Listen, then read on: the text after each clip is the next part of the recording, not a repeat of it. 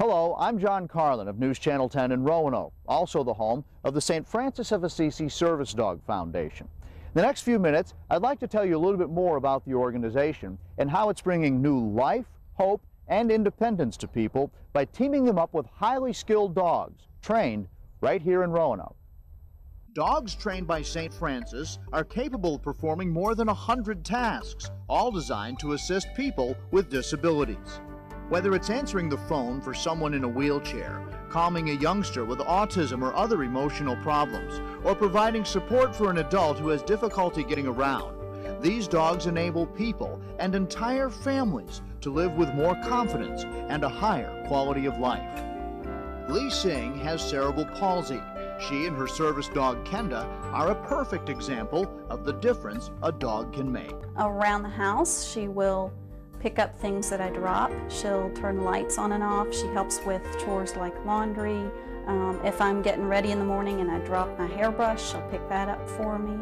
All of those tasks that she does for me are things that help me to conserve my energy and focus on what I need to get done in my day. Life suddenly changed for Sam McGee in 1997. An entrepreneur, he woke up one night paralyzed by a stroke. But his wife Sarah says their St. Francis service dog Duke has unleashed new vitality into the family. I am more comfortable saying to Sam, I'm going to dash over to Kroger, or I want to run to the laundry, or going over to the village, which I've spent a lot of time over there, and knowing that Duke is here with Sam, and that if I fail to leave Sam a phone, that Duke can fetch him a phone, and that just the company for Sam. That's just been a tremendous help. Okay. You're okay. You're okay.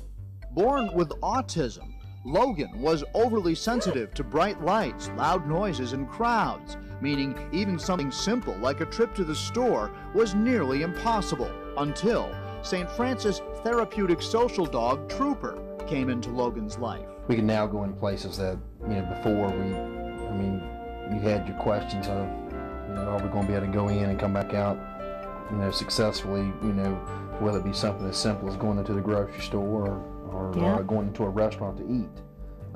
There's just so many different sensory issues that we have to tackle on a daily basis, and with Trooper, it enables us to.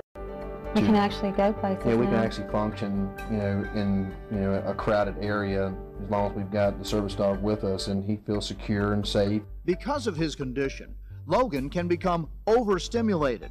Trooper instinctively calms him, something no person was ever able to do. Well, the social therapy dog, what it does is it gives Logan basically a security blanket. He, not only from the texture, the sensory side from the texture, the petting the dog, the soft hair, it desensitizes him.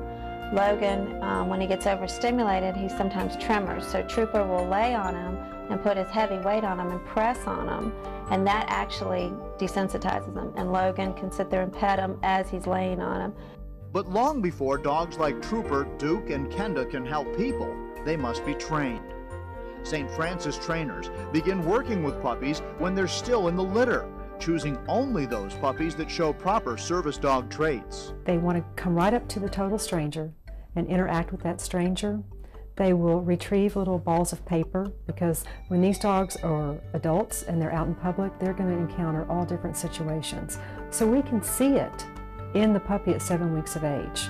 Once the puppies are selected, they're placed with puppy raisers, people who keep the puppies in their homes and give them basic training. A few of the dogs are placed with inmates at the Bland Correctional Center as part of the Prison Pups program.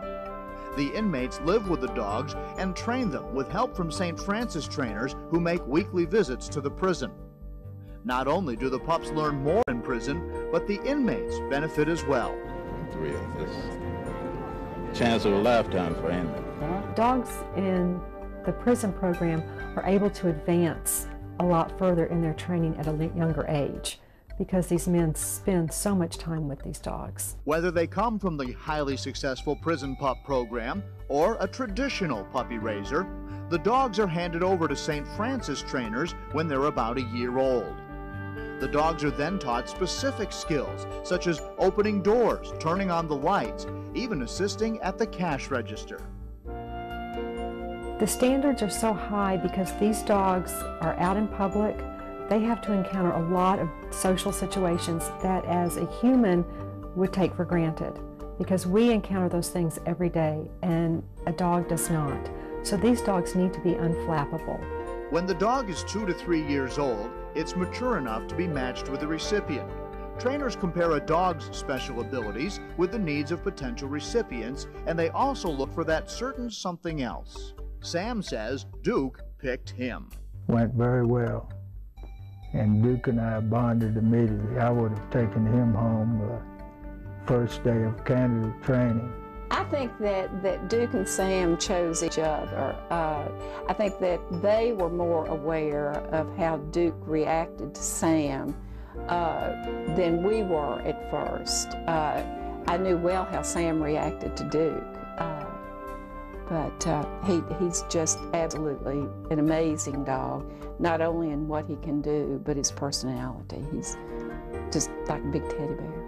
St. Francis of Assisi Service Dog Foundation co-founder Carol Willoughby had a service dog named Booker long before most people had heard of the concept. Years later, she started the organization at her kitchen table in 1996. There are probably close to 54 million people with some form of disability. There are fewer than 1,000 service dogs placed in this country a year. So the need really is incredible. There's a wide gulf, and I continually meet people with conditions such as rheumatoid arthritis, cerebral palsy, autism, people who are hearing impaired can use a hearing dog. So there are many, many types of disabilities that could benefit from a service dog. Today, the dream is becoming a reality. St. Francis of Assisi places dogs for free across the state of Virginia from its evolving 18-acre service dog training center in Roanoke County. But it's just the beginning. Service dogs not only provide help, they give people a sense of pride and dignity. Before I got Kenda, a lot of times people would stare or say things that were hurtful about me because of my disability. But now that I have Kenda, people will look at us and go, wow, what a cool dog. So it really shifts the focus from something that can be negative to something that's very positive, and that feels good. If he has one of those meltdowns, now the dog is there for him, and we've had in the past, people don't understand that if that does happen now, it's something that it's manageable. Trooper just knows. He knows. He's really got a bond with Logan. Having a service dog beside you, to have the companionship, to have a dog who constantly understands your needs, keeps someone from having to ask someone else to help them. It opens doors. It enables someone to feel a sense of pride, a renewed sense of self-esteem, and people understand that they can reach for their dreams because they have this wonderful dog beside them, helping them and encouraging them. I like to say that Kenda enables me to focus on what I can become instead of on what I have to overcome. And that frees me up to be who I have the potential to be. And that, I think, is what it's all about. The success of this Roanoke-based organization that Carol Willoughby started at her kitchen table is remarkable. Yet because of that success, the waiting list for a St. Francis of Assisi service dog is growing longer every day. It literally costs tens of thousands of dollars, and as you've seen, takes up to 3 years to train and place a service dog. Eventually, the Service Dog Training Center will help bring down both the cost and the amount of time. Unfortunately, we can never reduce the number of people with disabilities. We can only hope that as many of them as possible can be helped by dogs from the St. Francis of Assisi Service Dog Foundation.